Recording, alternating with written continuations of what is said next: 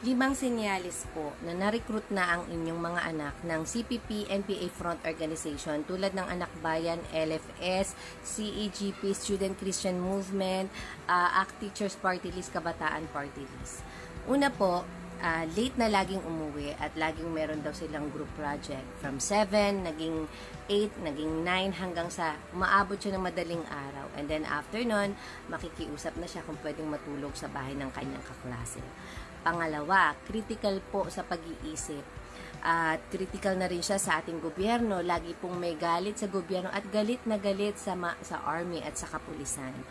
At pinagtatanggol niya ang kanyang kapwa-aktivista. Pangatlo, minsan hindi na po yan uuwi at mawawala po sila ng 3 days. At pagbalik tulala, laging nagkukulong at ibang-iba na siya sumagot. Pang-apat, sumasagot na po siya sa magulang at ipuprovoke